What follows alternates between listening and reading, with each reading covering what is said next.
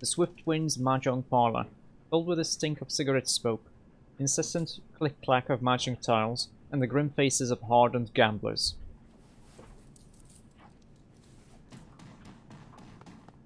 Come in. We have a lot to talk about. Stanley Cheng, hello. You can feel every eye in the room as you cross the mahjong parlor to the middle-aged woman sitting patiently at its end. The click-clack of ivory-colored tiles stops. Hands straight beneath tables, into jacket pockets, behind bags. Oh, we don't want to get a lead injection. No, we don't. The woman has a face of a prison guard and the demeanor of an inmate. Her salt and pepper hair is pulled into an iron-hard bun, and beneath it, two shiny black eyes offer nothing. Buttons sewn on a door. A nearly empty bottle of something foul rests on a mahjong table.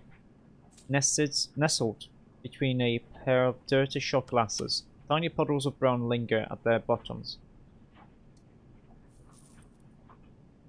Gilbert and Isabel stand on the other side of the table, heads lowered, shoulders slumped, hands clasped. They risk a frightened glance at you as you approach. Stanley Cheng's voice is nasal and rusty mean. My little pair of fuck-ups here told me all about what happened on the docks. She dips a pinky toe into a shot glass, brings it to her mouth, removes it with a sharp smack. How two of my best runners had their heads put out.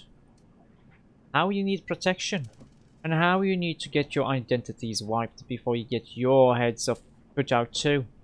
Potentially leading to the heat to my front door, placing me and everyone in my employ in danger. She fingers the rim of her glass. So wise. So very, very wise. The young shaman's eyes never leave the floor. We're sorry, Auntie. We top... Auntie? Her black eyes flash. You mustn't speak until you are spoken to, Gobbert, dear. The smile turns mean. And since you are one short hair away from being dumped in the river chained to Isabel's corpse, I suggest you let your new friends here do the talking for a while. Does that make sense to you, dear? Her trickle voice is back, sweet, nasal, and grinding. Dark circles ring Gobbert's armpits. Yes, Auntie. Cheng inclines her head gently. Very good. You learn so quickly. Let's remain silent. She probably doesn't want me to make excuses or anything like that. Or defend Gobbert or Isabel. So let's stay as we are right now. She pours another drink. Her cheeks are rosy, already flushed. Now, my darlings, I understand from little rat shit here that you came from Seattle to meet with my client, Mr. Black. Whose jaw tightens at the word client. But before you could find him, the HKPF started splattering grey matter everywhere and everything went to shit. And now you need your sins burned so you can disappear before you end up dead too, is that right? Yes, ma'am. Very good. Why don't we start with you telling me who you are? My name is Fizz. And have you got a first name, Fizz? A profession? I mean, you do want me to erase your identities, don't you, dear? I need to know who you are first. I'm big. I'm a close combat specialist. The magical kind. She rests her chin on her hand. You like to get up close and personal with your killing. And how did you become an adept, Big? No, I probably shouldn't lie to her. Well, I picked it up young. I've been in the cooler for a few. Wu's brow furrows and he shakes his head. So can't believe it. Tiny Cheng whips her head towards Wu, a nasty retort already on her lips. But then she stops, sticks out her lower lip as she sizes him up. She turns to her lieutenant standing behind her, nodding her approval. Looks like the gun show is in town. What's your name, gun show? Wu's focus remains straight ahead. Duncan Wu, I'm a cop, Lone Star. I hear there were some fresh corpses found on the dock tonight. Smugglers, I believe. Didn't sound like the Hong Kong police when I heard about it. You're doing Duncan Wu? His eyes remain fixed on a spot on the wall behind her. He smolders. I identified myself as a lone star, but they wouldn't stand down. They had weapons. It was self-defense. She puckers her lips at him, her voice sing-song. I don't care, sweetie. They weren't my people. But now I know you're a life-taker, Mr. Gunshow. You and your friend here. Begins arranging mahjong tiles on the table in front of her. But now I'm curious. Why were you meeting Raymond Black on the docks tonight? He said he needed our help. King's black eyes flash. Really? You have a lot of 65-year-old friends who you'll fly around the world to help? He raised us. Raymond Black is our foster father. That makes her pause. Cheng lifts her bottle of swill and eyes the label, connecting the dots in her own head. Interesting. A look of disgust passes over her face. Sorry, kids, but he was looking like shit when I saw him. Eyes half open, dark circles around them, dragging his feet, the whole bit. She tisks in displeasure. Your foster daddy was in a bad place. Sounds like he wasn't sleeping. Could be. From what he said, it sounded like he was having nightmares. He would stop in the middle of a sentence and mutter something to himself. One time it was about the wolves breathing or something, another time it was about teeth. Thousands of teeth. I remember him drifting off near the end of our meeting. Looked like he was off somewhere else in his head. He said, I left prosperity in there. Then Nightjar puts his hand on Mr. Black's shoulder, asked him why he wanted to go into the walled city so badly. That seemed to bring him back. When the old man opened his eyes, they were full of tears. Then he muttered something else I couldn't make out. Pours herself another shot, tosses back and rubs her belly. Your daddy got really irritating after a while.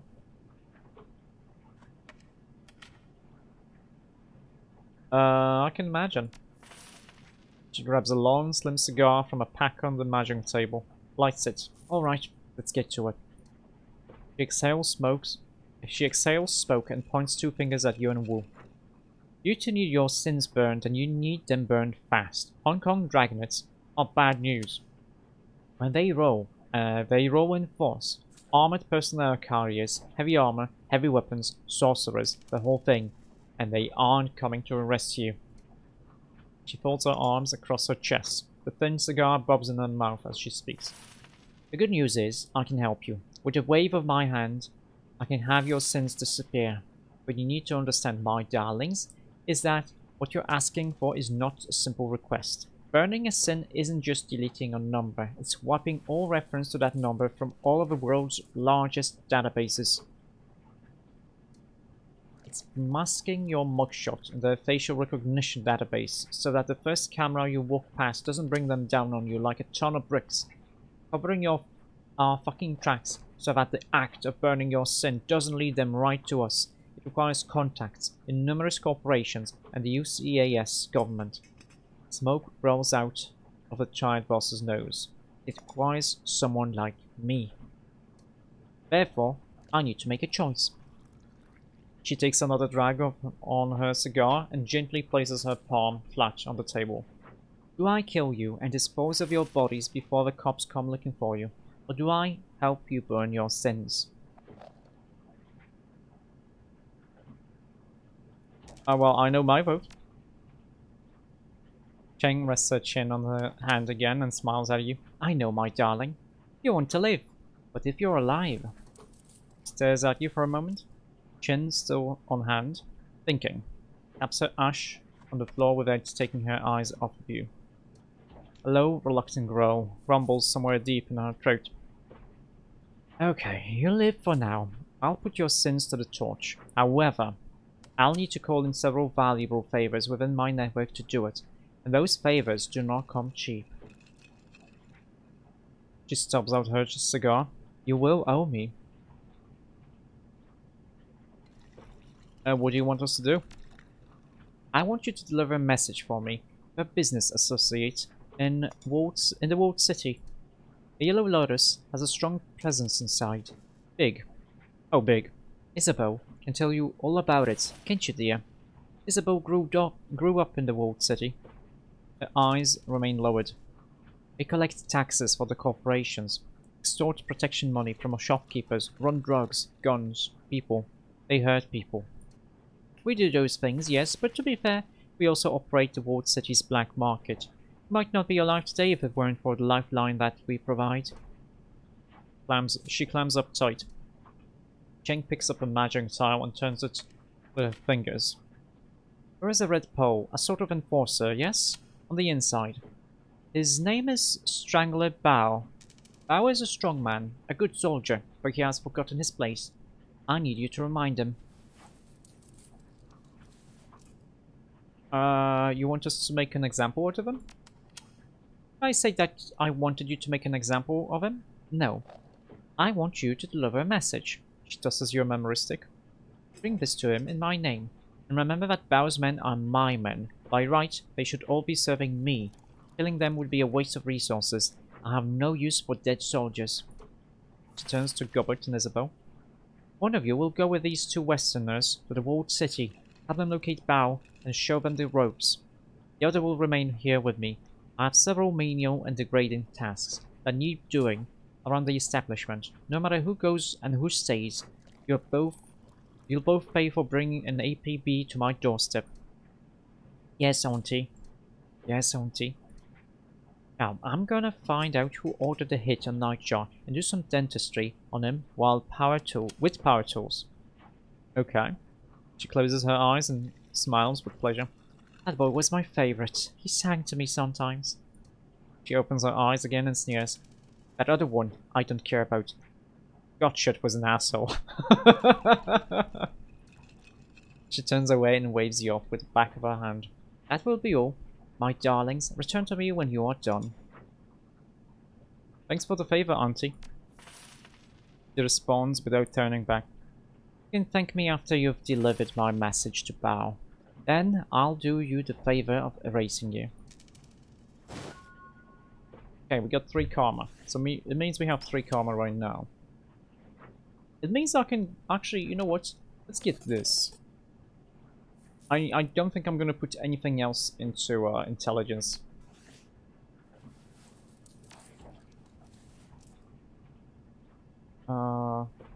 Interestingly enough, the game is slowing down quite a bit when we go into this menu. We are gonna want to increase strength and close combat. I think it probably would be pretty useful to get a little bit of throwing weapons too.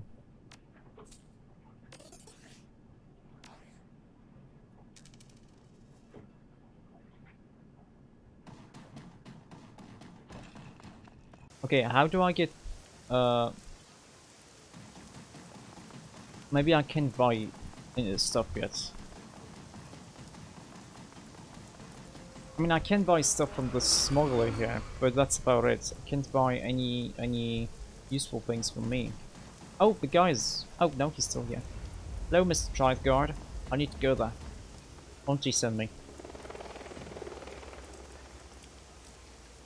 The thug taps his earpiece, gestures with his head. Auntie Cheng said you'd be coming. You can pass. Uh-huh. Okay. When traveling to new mission locations, you will be able to choose which members of your team you bring, and modify their loadout for the run. When members of your team become permanently incapacitated on a mission, they will be automatically extracted for emergency medical care. They will be patched up and ready for action the next time you return to Hioi, avoiding this loss of firepower by always carrying some dock wagon trauma kits in the field. So do I wanna...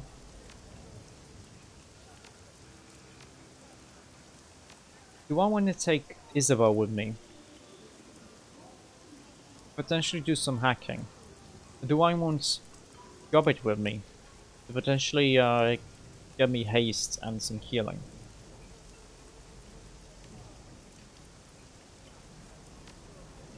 Well, now let's take Gobbet.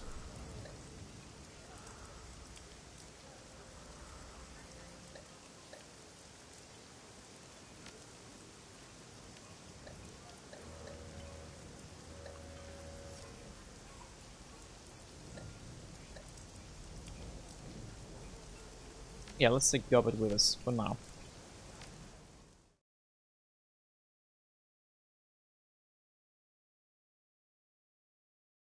City of Darkness.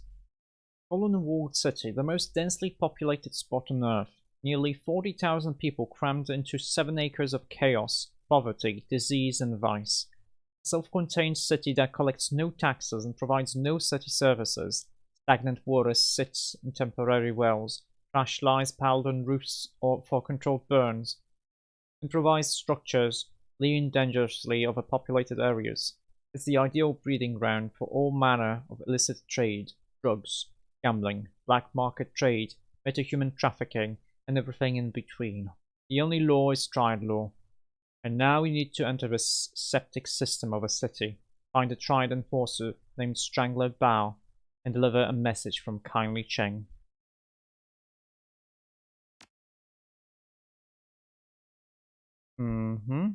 Wait, do I get... Well, I don't have anything in stash. I don't have anything right now.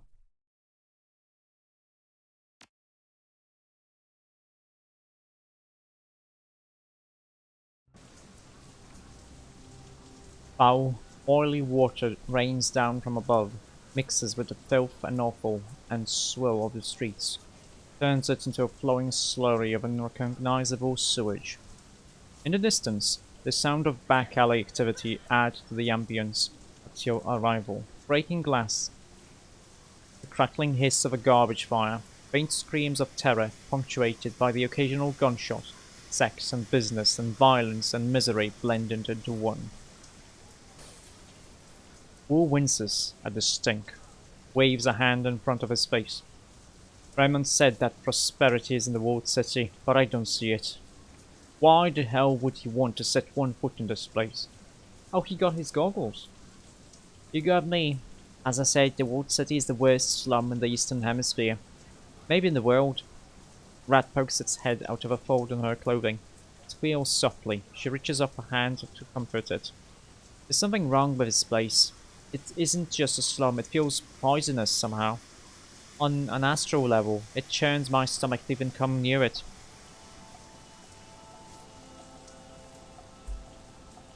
Okay, you were right. This isn't the Barrens. It feels, I don't know, thicker. He goggles the place. Which way? Below this den. That's what Bar calls his little corner of hell. I don't know where it is offhand, but I have a way of finding things. There's a flurry of motion at her hip, and a second pair of beady eyes appear. Gobbet shifts her hand from one rat to the other, stroking each in turn. They probably aren't expecting anyone to come in for us. We can kick the door, drop the guards, hand over the message, and get the hell out. Duncan, those are Canley Cheng's people. So it doesn't make sense to murder them, because she's gonna be upset at us for murdering her men. Duncan. Canley doesn't want them dead. She wants them to remember where their loyalties lie. It's tough to remember much of anything when you've got a bullet in your head.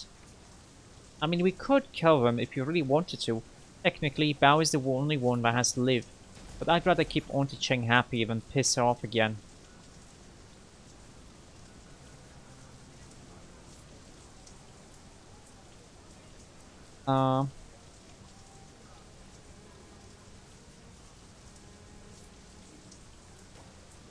Yeah, we don't really need to risk our necks for a bunch of triad thugs. I like the way you think.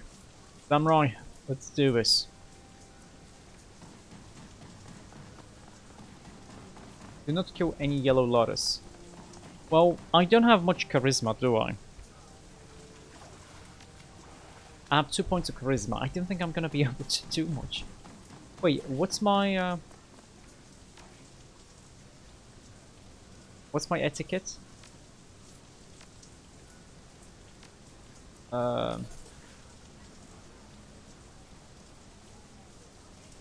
Security. Maybe I should have gone for gangs. Putrid stench emanates from the remains of this building. You see nothing that would cause it. It's probably under. Hello, merchant. Hi, do you have any spells for me?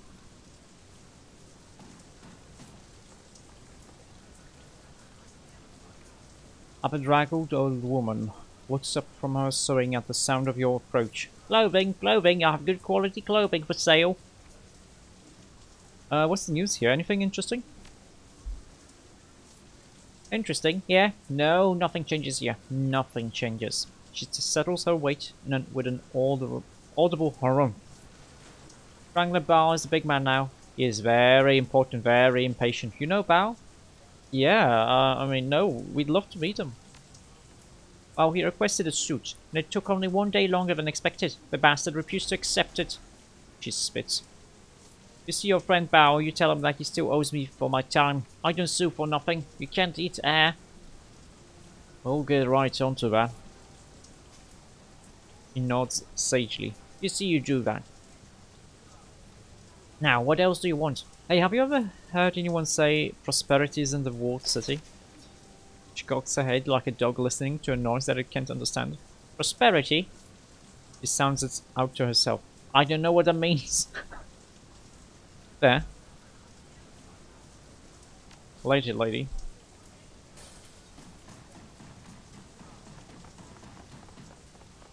Oh hey, you're kind of bleeding. Over here. Help. Hello. What's up? A young woman lies on the ground. She's a bloody mess. Streaks and spatters of crimson crisscross her blouse and mat her hair. Judging by the quality of her clothing and the bag on her shoulder, you'd make her out as a student. She's as out of place as a librarian would be in a game of urban brawl. She struggles to move, but she's clearly exhausted. Dark circles under her eyes tell you that she hasn't slept in days. When the woman sees you heading her way, her face hardens. You see her hand slip into her jacket pocket, but as she studies your faces, the fear in her eyes gives way to curiosity. You guys don't look like you're from around here. A hacking cough shakes her, but her eyes remain fixed on you. Yeah, we are out of towners. Yep. Cool, that's cool. She looks like she can barely keep her eyes open. Predators. I'm okay though. The blood's theirs. Thought I'd rest here for a minute before I go back to work. Work? You're here on a job? She shakes her head. No, school. I'm a student at HKU. She glances around watchfully over your shoulder. Buildings looming above her, into the windows nearby. Here to do some research. Gotta finish before I can leave. Well, this place is dangerous. What are you doing alone here? I wasn't alone. Not until a few days ago. Another long, wet cough. I'd been living with a family in one of her inner blocks for the last couple of months, working on my master's thesis. What happened to them? Faint expression washes over her face. I'm not 100% sure. The mother, she worked in a dive bar as a hostess. The father was a handyman. They never really went anywhere. Didn't have the money to. I woke up one day and the whole family was gone. Just gone. I squatted in the place a while, but then some people started coming around, eyeing the place. I figured I should get out, finish my research as fast as I could, and head back to campus. And I got sick. Well, grunts, what kind of research would you do in a place like this? My thesis is about Feng Shui in the Sixth World. This was the right place to do it, the only place to do it. Otherwise, I wouldn't be here.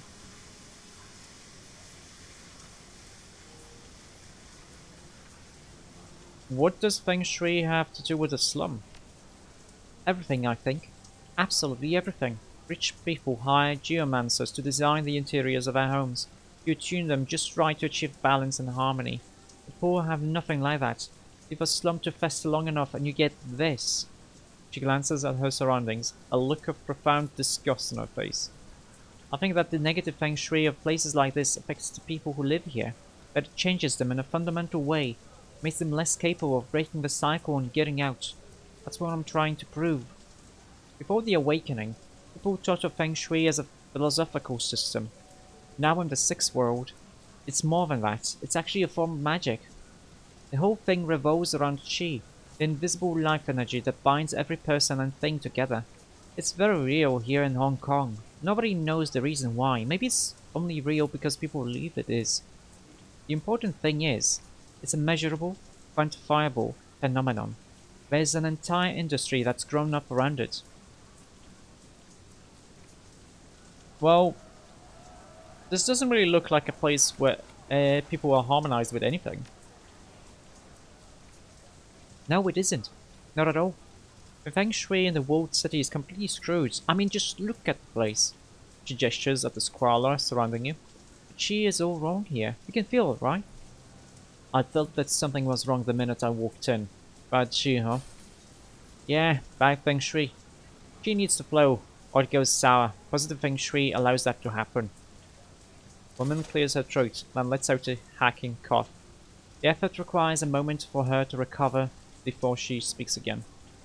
You know, I hate to admit it, but I could use some help. I started running well, I guess you'd call it an experiment of sorts. Nothing conclusive, just a few quick trials to support my hypothesis before I go into hardcore data gathering mode. There's only a few things left to do. If you could finish them for me, I could get out of here. He holds out a crumpled piece of paper. Please, follow the notes on this sheet. Takes the paper from her outstretched hand and examines it, frowning. Just say what you need us to do. I need you to make adjustments to the area's feng shui. My notes will tell you how. The goal is to remove sources of friction and record the results. My hypothesis is that even small adjustments can have a measurable impact on chi flow. If I'm right, it should improve, and life here should get just a little bit better. Yeah, I'm gonna see what I can do. Repair the walled city. Oh yeah, let's repair everything. Let's look at the note has a list of repairs, most of them crossed off. Are some left scrolled in an uneasy hand? Burning tires, past market. Sparkling wires, trinket man. Broken water shut-off valve, lower level. Is any of this thing... yeah? Just making sure. Because it would suck if it was somewhere else. No, it doesn't seem like anything is here. Okay. Okay. It's nice that when we click far away, we actually run a little bit faster.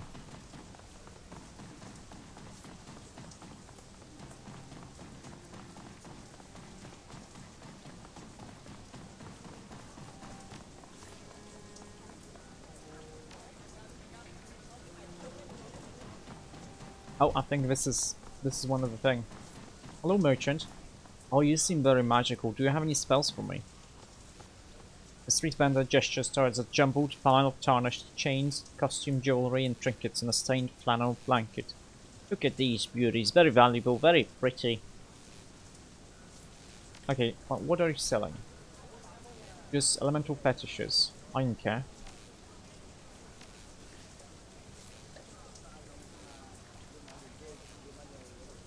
See you around. Actually, no, let's talk about them.